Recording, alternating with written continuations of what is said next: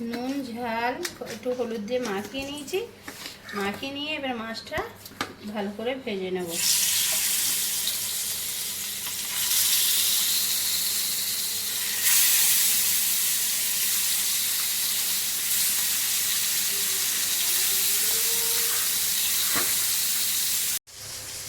আদা রসুন কাঁচা লঙ্কা টমেটোটাকে দিয়ে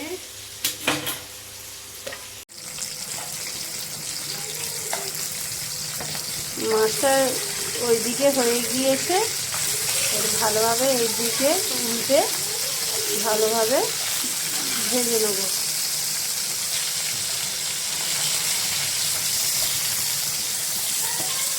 ভালোভাবে মাছ ভাজাটা হয়ে গিয়েছে। এবার আমি মাছ ভাজাটা একে একে তুলে নেব। তেলটা একটু দিয়ে দেবো। দেওয়া হয়ে গেলে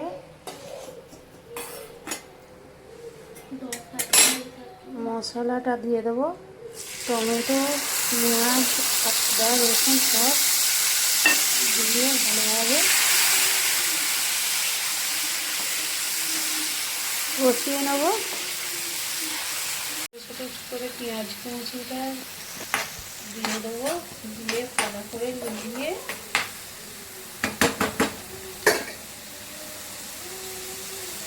কাঁচা লঙ্কা দিয়েছিলাম বলে অল্প করে একটু ঝাল দিয়ে দেবো।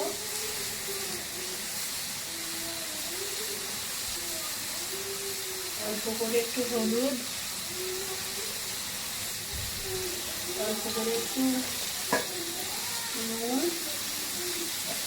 দিয়ে ভালো করে কষিয়ে নেব।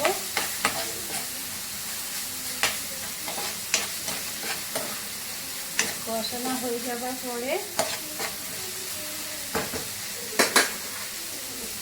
ভালো করে কষানো হওয়ার পরে একটু পানি দিয়ে দেবো। তরকারিতে এবার তেল ছেড়ে গিয়েছে।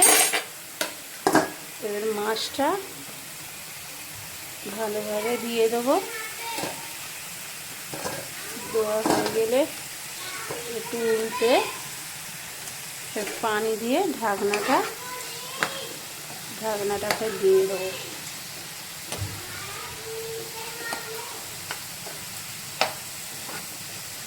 এভাবে কষানো হয়ে গিয়েছে। এবার আমি একটু পানি দিয়ে দেবো। পানি দিয়ে একটু ফুটিয়ে গেলে মাছটা আবার নামিয়ে নেব। তরকারিটা এবার হয়ে গিয়েছে। এই তরকারিটা আমি নামিয়ে নেব। নামিয়ে নেওয়ার পরে এবার ভাতটা বসিয়ে দেবো। ভাতটা বসিয়ে দিয়েছি। দেওয়ার পরে দেখুন বন্ধুরা, তরকারিটা কত সুন্দর কালার এসছে। তরকারিটা আমার রেডি হয়ে গিয়েছে। ভাতটাও এপারে ফুটে গিয়েছে। ভাতটা হয়ে গেলে নাইমকে খেতে দেবো।